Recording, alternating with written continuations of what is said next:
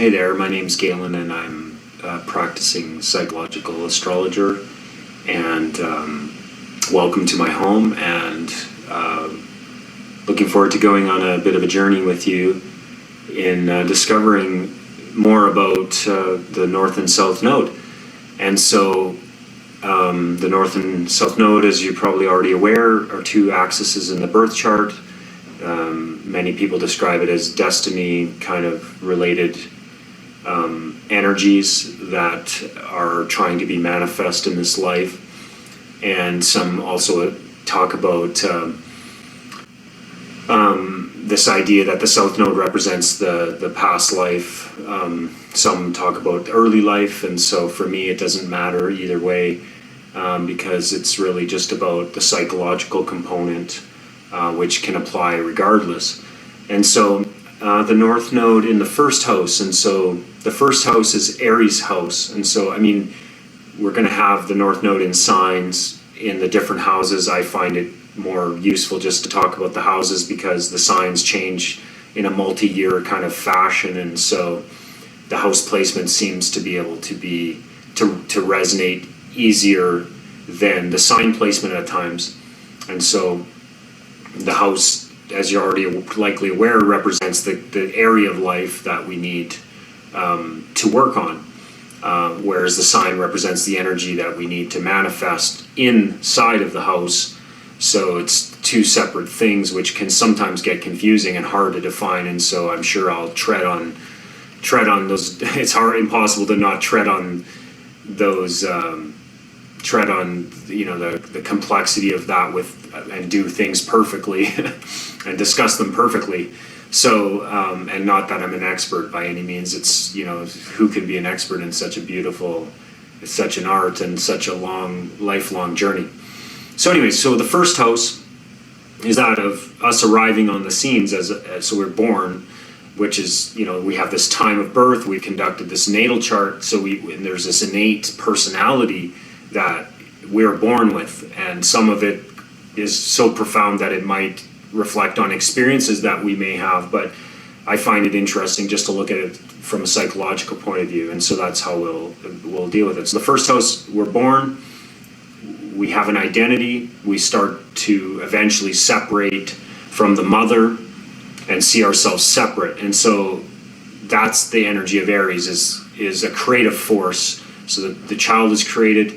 We also can create things in our lives. Aries are very, people who manifest Aries energy directly have this instinct about, I want that, I'm going to create it, or I'm going to get it.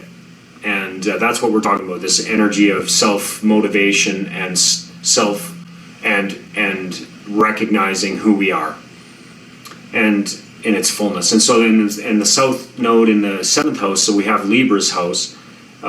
And Libra, of course, is that of shared values in relationships. And so it's kind of like what values are required to sustain a relationship. And so, and also others, the world of others, and going to public. So it's at every different layer, although Libra adds potentially a legal component. I mean, there's a legal component to everything that we do. Whether we're getting married, there's a legal component. If we're our family of birth, there's you're legally belong to that family. When you're dealing with the public, there's codes of conduct. So every single stage, there's like something we end up adopting because we want to be in the presence of this relationship, public, partnership, family. And so anyways, what happens is that this energy of these people early on just goes into this, possibly goes unconsciously into making binding arrangements with others.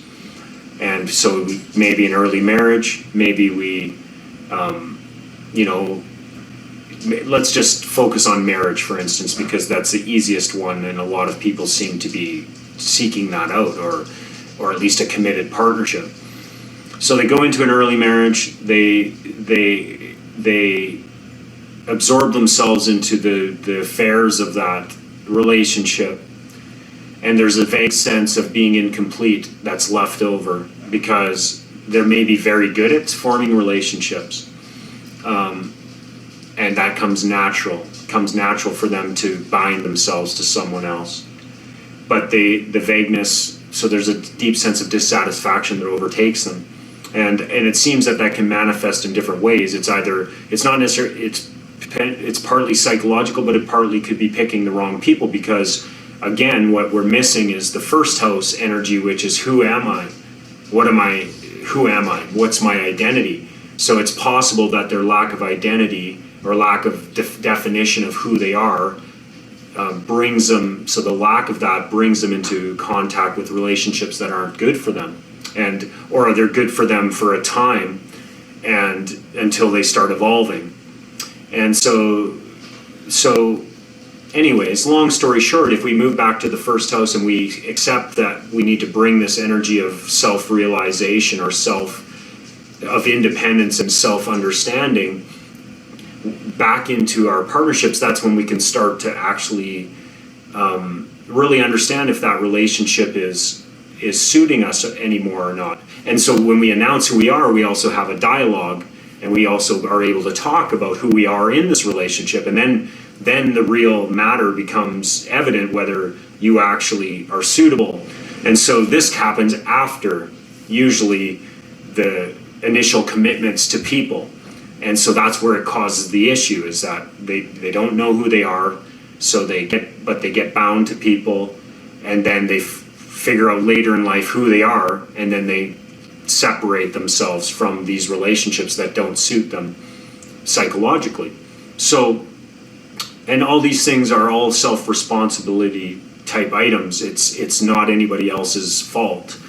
It's you psychologically you are not psychologically aware of who you are, and you move into relationships sooner and commit sooner to them than your awareness is ready to do.